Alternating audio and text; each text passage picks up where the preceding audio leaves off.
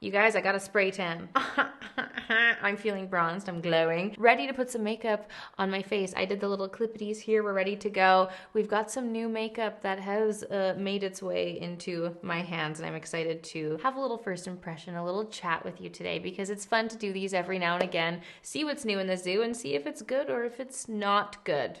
So join us, let us zoom you in, and let's play with a full face of new makeup.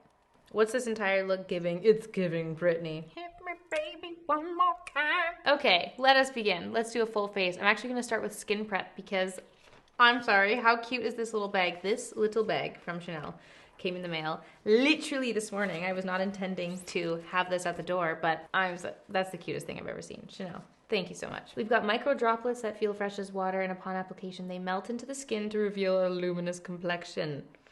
Love the sounds of that. What glorious packaging is this? There's little blue balls in there. How fun. It does feel fresh like water. How fab. I wanted to have a little makeup artist skin prep moment, so that's why I was very excited at this arrival. That feels amazing. Wow. It totally does have a cooling effect. A lot of products do have that effect, honestly, but that feels very promising. Excited about that. And then this is the Hydra Beauty Micro Serum. Same packaging as our beloved skin tint and the Le Beige foundation. How fun. It's got a pretty intense fragrance to it, but it feels nice. Just give the jaw a little chiseling as we massage it into our face. And then we'll finish off with the Hydra Beauty Micro Cream. Ooh. Okay, this has the same little droplets.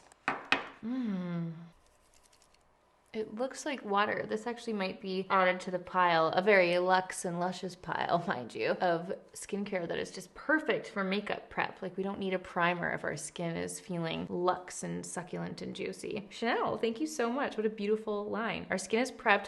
Let's go on to the base products. Now, I actually wanted to revisit this because we talked about doing a little underpainting moment with the new Makeup Forever skin palette. And I think there's no time like the present to give that a go, because I'm still loving the whole underpainting life. So I wanted to give it a whirl today. I'm actually going to start with a little smaller brush, and we're going to use the two contour shades today because I didn't actually get a chance to use these before. And the underpainting method, aka starting with your contour and cream bronzer and cream things underneath, is the perfect way to do that. So this is the lighter shade. I'm just going to draw. I attempted to just draw it on my face, but I ended up just blending it out anyway. It's a really pretty color. Wow. I barely had to do anything at all. I feel like I wouldn't need anything on top of that or mixed in. That's a really, really nice color. We won't be done with it there, but let's just put it on the rest of the face. A few of you have commented saying that you think that the underpainting method is wasteful of product, and I was so surprised to see that because I actually find I use so much less, especially when it comes to the foundation and concealer, especially with the foundation, because I'm using less than one pump, and then you're just so lightly stippling that on top. I find that I use so much less. I thought that was so interesting. Other than that, I am just loving this whole underpainting idea. What were we calling it before underpainting? Katie Jane Hughes, for example, technically has been doing underpainting since the dawn of time. She always started her makeup with cream bronzer or cream contour. It's definitely not new, but it's just so funny how things kind of get a new name and they become trendy again. So that was the lighter shade in the palette. I'm just gonna take a little bit of the deeper one, and we'll just do an extra little chisel-y line with that. I feel like this brush that I'm using is not the brush to do this with. It is blending it out in itself, honestly, but I just wanna continue the actual, when Melissa Herkman did it, she did the two very distinct colors, and that's kind of what I'm trying to achieve right now, but she only really did the deeper one on the cheekbone. So I'm going to do the same, and when I'm applying it with this brush, it's kind of just doing its own blending, which is very, very nice. And then I'm going to blend this in with my bigger brush. This is the IT Cosmetics number 7 brush, and just use that. I'm going to be using this throughout the entire process, but we'll use this for now just to make sure that this is all pushed into the skin.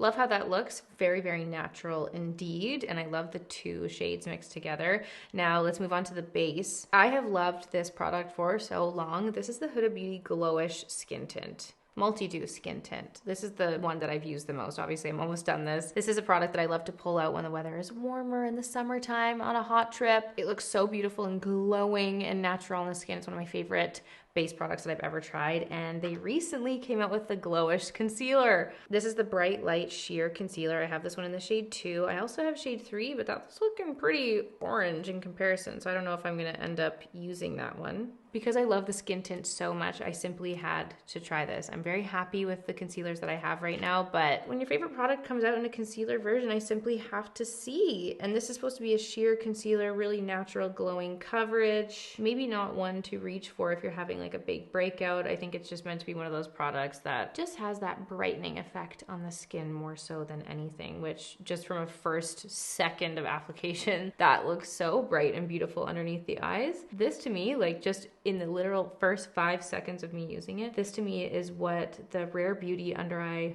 brightener was wanting to be. I found that one to be a little bit too serum-y to be in that kind of under eye concealer brightener category, whereas this one, there's just that slight bit of coverage to it, and it just, yeah, like instantly looks so good under the eye. And it feels very wet. I'm curious to see how this is gonna go with the underpainting method. I know there's a lot of people who don't wear a lot of makeup on a daily basis, and they kind of just like to add a little bit of correcting and a little bit of brightness under the eyes, and I think that this is one of those products that hopefully, fingers crossed, will be perfect for that kind of makeup. Literally the no makeup in a tube. Loving what I'm seeing so far. Let's take the rest of this on the center of the face. A little warning, I was reading the reviews actually, and there's kind of like a shiny metallic coating on the lid, and a lot of people, like almost all the reviews on Sephora, were saying that this shiny paint like flakes off and gets everywhere, and it reminded me of when I was using the Tatcha sunscreen. The packaging did the same thing. It got absolutely everywhere, and when I was applying it with my fingers onto my face, it was like, oh, it was going everywhere. So a little warning on the packaging. Hopefully something can be done about that. I'm just taking that deeper shade of the concealer now. It's quite peachy. Maybe I would keep this for under the eyes, maybe even layering up both, honestly. Let me just put a little touch of that here. It's not as orangey as I thought it was gonna be based on how it looked outside of the packaging. Let's see how this blends in with a brush. This is where the makeup artist Aurelie, her method of kind of like going between applying and pushing it in with your finger works really, really well. I think that a beauty blender would completely soak this up. I don't think there'd be anything left, but the brush can kind of leave little streaks behind. So I would just go in and just use the warmth in your finger to just push it in. So after that initial first application, I think that it's beautiful. I love the glowy natural finish, but perhaps this is something I would reserve for underneath my eyes, because it's not that it was bad, but I think that it's not the most effective concealer if you're wanting coverage. And that's kind of what I'm looking for, especially around my mouth and where I tend to break out the most, my mouth and my forehead. So I think I'd reserve a different concealer for that area, but I think this looks so natural and beautiful already as it is. Obviously, I'll keep you posted on how it wears underneath the eyes, but it looks glorious. There's no settling in the fine lines, and it has an instant brightening effect. What more could we ask for? Excited about that. Not excited for the inevitable flaking of the packaging, though. I'm actually going to skip the Glowish skin tint. I'm going to go back in here because I do feel like we've got our fake tan on, so I can do a little dipping in here and use this to set in the makeup. So I'm just going to go ahead and mix a little shade here in the palette, and we'll just go over top so lightly and just stipple a lovely little layer of that all over the face to complete the underpainting method. What a lovely combination. I really like this palette. I really like this formula.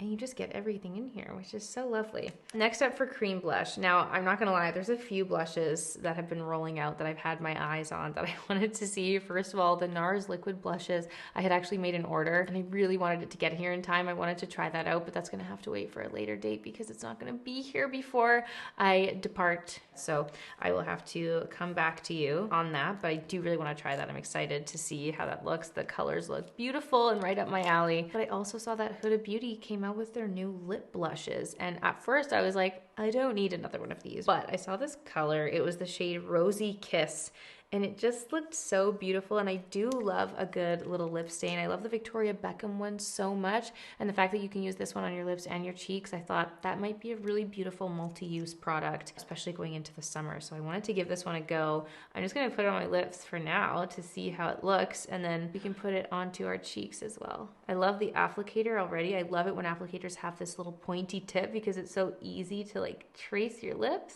And I loved the look of this color. I felt like it really complemented the natural hue of my lips. How pretty is that stain? I do love a good lip stain. I was too curious to not pick it up and give it a go.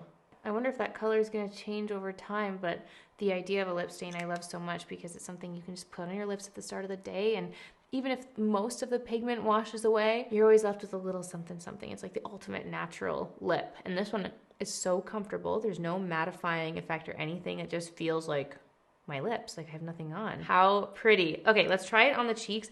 I'm a little bit nervous to rub it directly on, but we're gonna go. It says it's recommended that you do one cheek at a time, which leads me to believe that the stain effect will be real. So I'm gonna go ahead and apply it, and we'll blend out one cheek at a time, and let's see how it goes. I've got my Refer brush. I'm just going to push that in.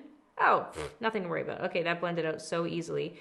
And because it's so nice and soft and light, that didn't look like too much at all. Oh, how pretty. And you know I love a matching lip and cheek moment. That is so nice. Oh, sorry, I always forget to not gasp. Let me just quietly go.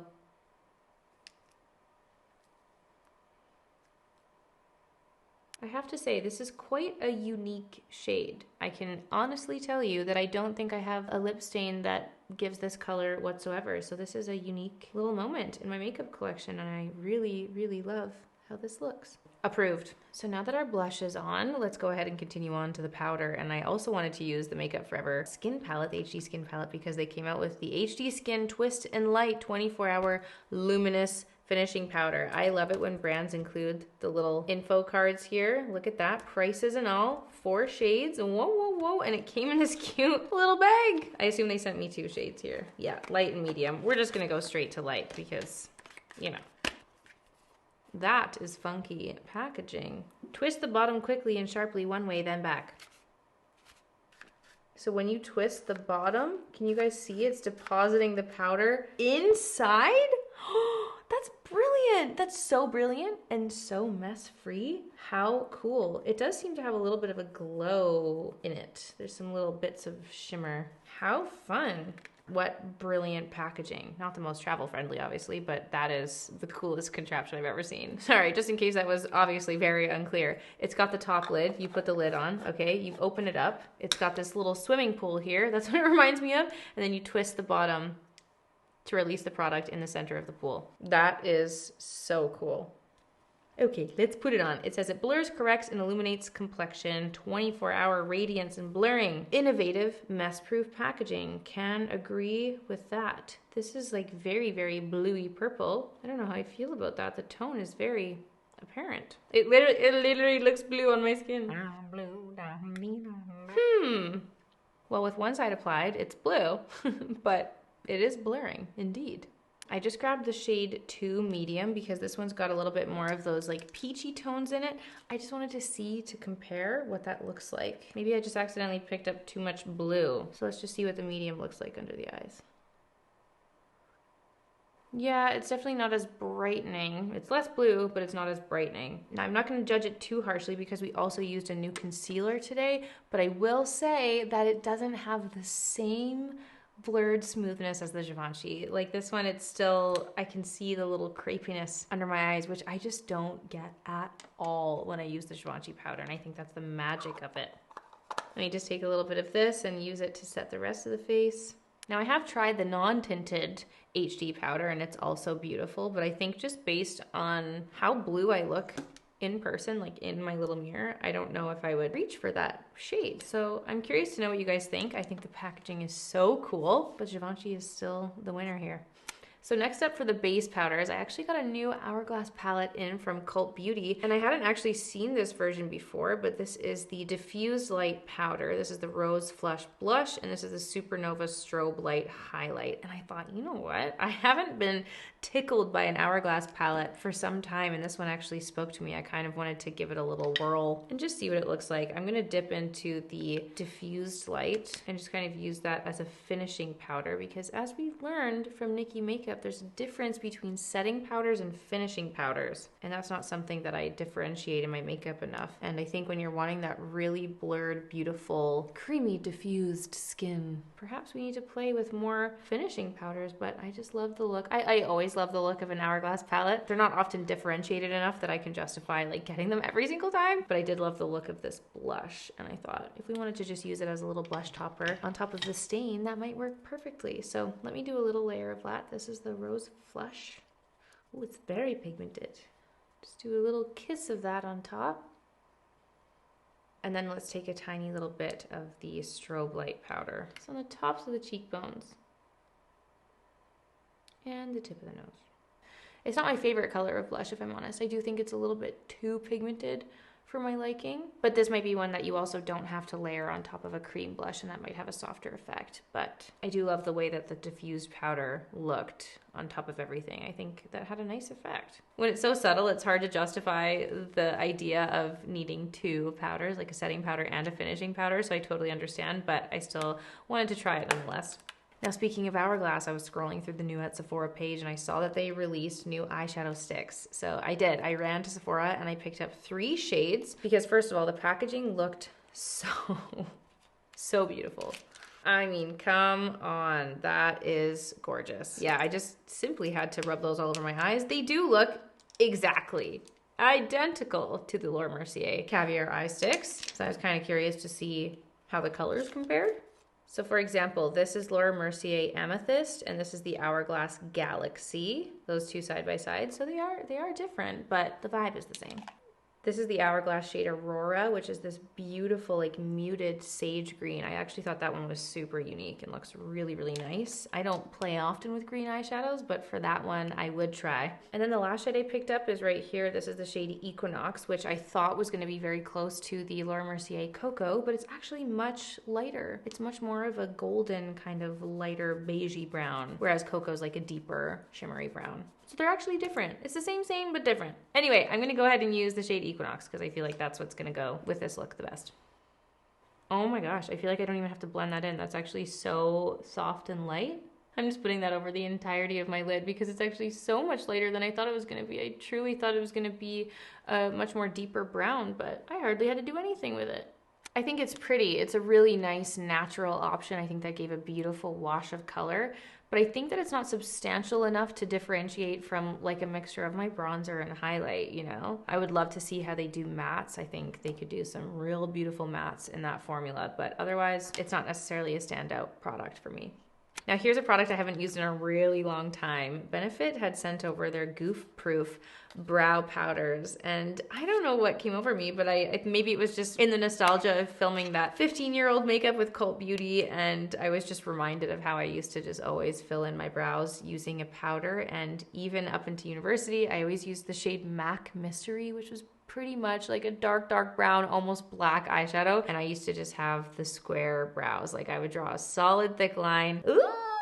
So we've been avoiding that whole idea, but I kind of like, I'm always happy to try and switch up my brow routine. And it's been so long since I tried brow powders. I thought, let's give it a go. So here's the product outside of the packaging. So cute. This is the shade Warm Light Brown. I'm hoping I can do a soft hand with this. This is actually my MAC 208 brush, which is an ancient brush. Look, it's literally falling apart. I refuse to give it up because they actually changed all their brushes. They don't have this brush anymore. They changed the 208. It's not the same hairs. It's not the same, but this is actually the brow brush. I just always use it as eyeliner, but it's the brow. So let's see how it goes. This might be the perfect way to give us the soft, fluffy, natural brows that we're looking for.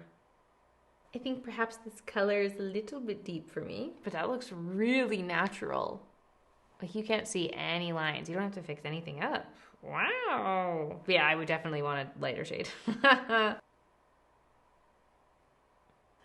They feel so full and bushy with the powder. Holy. I'm just gonna take some of the 24-hour brow gel and set those in. We certainly got some fluff. That might be something we have to fiddle with a little bit more, but what do you guys think? I think if I had the right shade, I wouldn't mind it. But honestly, I'm impressed at how like thick and fluffy my brows look with just a powder. Let's move on to mascara. This is like the most luxe thing I've ever seen in my life. This is the Louboutin High Definition Mascara in black. And just look at this packaging. This came in from the like spring beauty edit from Holt Renfrew. And oh my God, this weighs the same weight as Meryl. But it's a very unique wand here. Very beautiful packaging. I'm not actually sure. I think this is refillable, which is nice because that would be a very substantial package to ditch.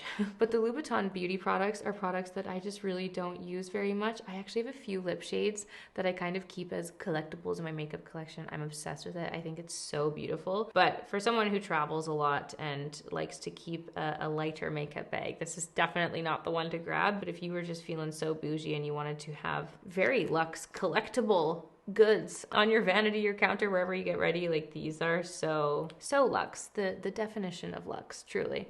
I really like this wand. It's very unique, truly. I've never seen a wand like it. It's like in the middle of a pokey plastic wand in the middle of a big fluffy one. It's right in between. It's very cool. How luxe, how lush, and how luxe. Now we're gonna finish off this makeup look with a sneaky little lip, and I saw this packaging, which I just had my coffee sitting on. I'm so sorry. But this is new in from Clé de Peau, and it's the Cream Rouge Shine. They actually have 3 different finishes. There's matte, shine, and sparkles. And when I saw this middle photo, look at her lips. I mean, all of their lips, obviously, but look at these luscious lips. I was like, is this the product she's wearing? It has to be. It has to be out of the ones that they sent. And the ones that are in this little pamphlet, I was like, yes, get that on my lips. It looks so beautiful. So this is the product. Clé de Peau, beautiful. This looks like one of those products that you could just marry and exclusively wear this till the end of days. Or is she wearing the sparkle? Only time will tell. Yeah, I feel like that's way too pigmented. No way this is the shine. It is. It's the Cream Rouge Shine in 203. Okay, well this is the shine version, which honestly was a little bit shocking and scary to me, but maybe it'll give that effect that she has on her lips. Ah! Yeah, see, I don't usually gravitate towards lips like this that have these big, deep, pink, chunky bits of glitter in it. Clé de Peau, I love you, but that is not as advertised. I want that lip. Mind you, I'd probably go take a flash photo right now and it would probably look exactly like that. But I think this is it's a little bit deep pink for me. Very pretty indeed, but I just don't like things that are too sparkly, you know? I like the original lip stain that we had on better. And with that, my friends, that's the makeup done. We ended up with a very sophisticated looking fresh makeup look. I feel like I'm now, how did I go from Britney Spears to looking like I'm a librarian? I don't know, but that switch up is fascinating. I love it. I'm so curious to hear what you guys think of some of these products in the comments down below. If there's any products that you would like me to review in the future, please let me know. Any old products you want me to dig out of the stash, I would love to hear from you. Please let me know what you think of this makeup look and any of the products that you want me to follow up with you on. And I'm gonna keep playing, obviously. I'll let you know my final thoughts on some of my fave picks, and we'll see which ones make it into the everyday summer makeup bag in the weeks to come. So I hope you guys enjoyed this video. Thank you so much for being here and for watching, and I'll see you all very soon for a new one. Bye!